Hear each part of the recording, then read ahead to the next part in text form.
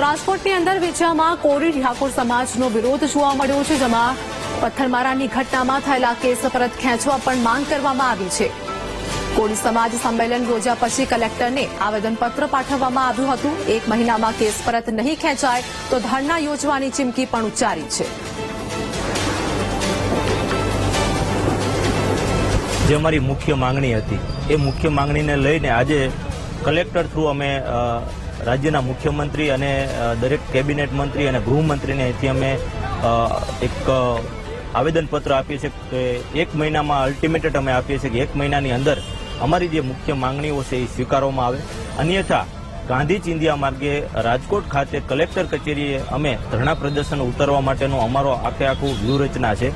કારણ કે આવડી મોટી વસ્તી હોય અને આટલી બધી જનમેદની થઈ હોય અને છતાં જો હજી સરકારના પેટમાં પાણી ન હલતું હોય તો કંઈક ને કંઈક એવું લાગે છે કોળી અને ઠાકોર સમાજના જે આટલો બધો જન સમર્થન મળે છે પણ કંઈક ને કંઈક હજી પણ સરકાર બેરી અને મૂંગી થઈ હોય. જો અવાજ ન પહોંચ્યો હોય તો અમે લેટર દ્વારા પણ અમે અવાજ પહોંચાડવાનો પ્રયત્ન કરીએ છીએ.